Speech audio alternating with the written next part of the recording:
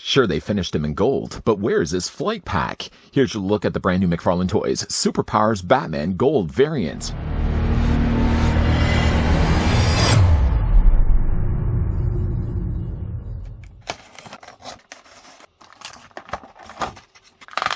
As a child, Bruce Wayne watched as his parents were brutally killed in Gotham City's crime alley.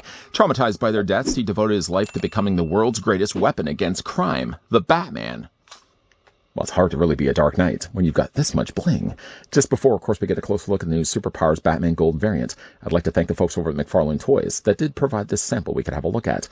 I would say that the figure is loosely based on the original Dark Knight Collection 89 Batman tie-in movie figures, where there was a tech shield Batman that basically utilized the same Kenner Batman body and just decked him out in gold. Unfortunately, though, the figure, while that one would have had an actual bat backpack, this one doesn't actually come included with the flight wings. The figure, though, is about 4.5 inches in height, or the figure's about 11 centimeters tall. The irony of the tech shield Batman back then is that it would have just used the original Michael Keaton Batman body, which just happened to have also been used the same body as the original Kenner Superpowers, and then they just would have retooled a new head sculpt to make it look more like Michael Keaton. Like with the tech shield being a repaint of the Michael Keaton Batman, so is also the case as well with the McFarlane release. The gold variant of Batman is simply just the blue cowl Batman painted in gold instead. A couple of other Superpowers figures we've looked at lately here on this channel. Here's what he looks like with the Batman from Zur-En-Arrh. Here's what he looks like as well with Sinestro. And here's what he looks like with Hal Jordan's Green Lantern. Now, if the inspiration is based on the original Tech Shield Batman, I think what would have been a nice little nod is if they included a little backpack that could have clipped onto the back of Batman's body, because that figure would have also had himself like a little glider accessory. Sadly, though, unfortunately, Batman doesn't come with any other accessory than I guess you could count really his cape. The cape is just clipped onto the back of his body, similar to the original blue cowl Batman, and it just works the same way with sort of a C-clip here. The material is still, again, pretty decent. It's sort of more of an elasticity. It's got some little elasticity to it. It's kind of a nice stretchier material. And again, it just fits over top of Batman's neck. Like with the original ones, though, it sort of does give now a thickness to Batman's head, and it does kind of give him a little more of a struggle when it comes to rotating his head back and forth.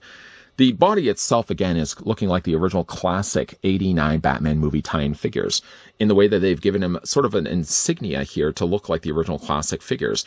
The head sculpt, though, unfortunately doesn't look at all like Michael Keaton. If anything, it kind of looks like the original Kenner movie tie-in Batman figures, long before they actually got the rights to use the Michael Keaton likeness. There was a whole kind of very limited run. It had Bob the Goon, it also had the Joker, it had Batman, and it had an open cockpit canopy Batmobile.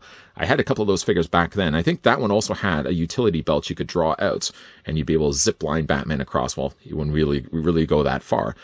The body here in this case is actually the exact same one, so they haven't done anything really differently.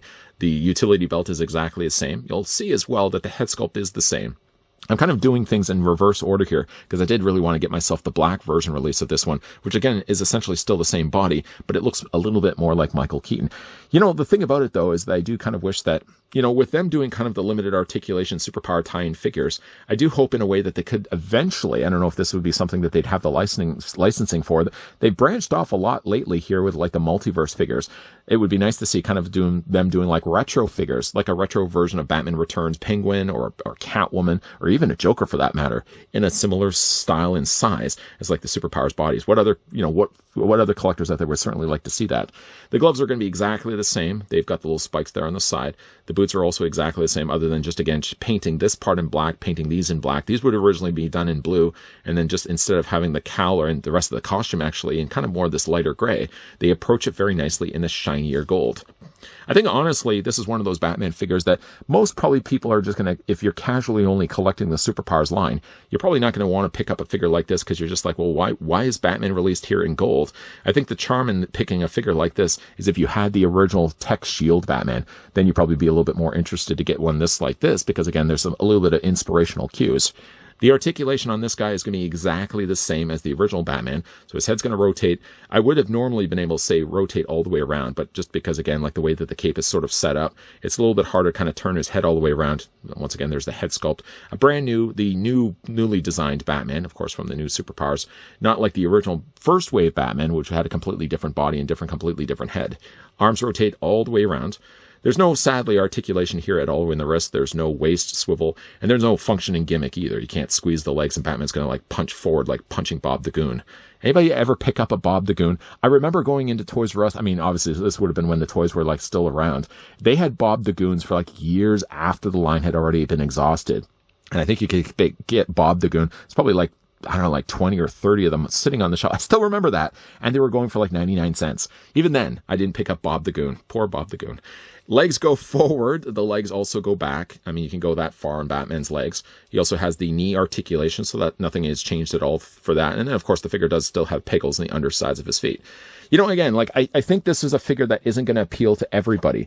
If you're only just casually going into collecting the superpowers figures, then you're probably just going to pass on this guy altogether. Probably more in favor of getting, like, the Blue Cow Batman is kind of giving the more classic superpowers releases. Now, still, if you were into like the original 89 movie tie-in figures, even though this doesn't look as much like Michael Keaton and I would say the original Kenner days, I would think that those kind of collectors are probably going to be more interested to get this one.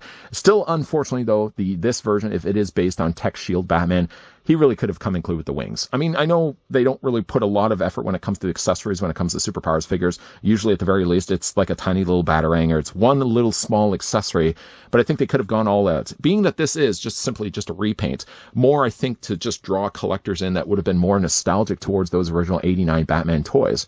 Throw in the Tech Shield. Give him the little thing that could clip onto the back of his waist, for example. Give him with the stretched out wings. I think that would have been a nice way to also sell this figure for maybe collectors that are a little on the fence about getting him. I don't know how far ahead Todd and his team are thinking when it comes to Superpowers line, whether it is just to be more inspirations to the original Kenner's 80s line, but as an idea thrown out in this review, want to expand the line to consider movie tie-in figures as well. I mean, hey, the original 89 Batman movie line was very heavily using the molds from the original Kenner Superpowers. I don't think it's that far removed to think the idea that they could also expand this line into movie tie-in figures as well. We could get, for example, a Jack Nicholson Joker, if they could, of course, get a license close enough to resembling Jack Nicholson, a Michael Keaton Batman, and hey, why not throw in even Bob the Goon, a retro stylized version of the Penguin, a superpowers version of Catwoman. I think really the sky's the limit. Again, if they've already done something similar with the multiverse line and doing things like Batman and Robin, is it that far of an idea to think that they could also do something similar with the superpowers line as well? What other, would you guys also like to see that as well? Would you guys like to see like little superpowers versions of like the Penguin, Catwoman, Batman, Robin, even Joker, even Bob the Goon? Who else would want to see a superpowers release of Bob the Goon? Okay, probably nobody at all. Big thank you once again, nonetheless, to the folks over at McFarlane Toys that did provide this sample. While unfortunately being heavily inspired, I feel, by Tech Shield Batman, never came included with the accessory.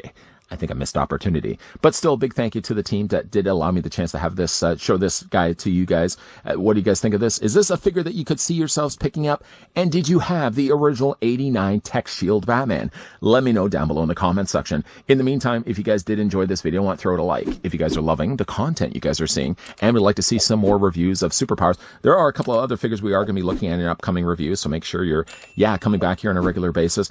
We are posting here regularly from Monday to Friday at 12 p.m. and 2 p.m. Eastern Standard Time. You could write that on your calendar if you want.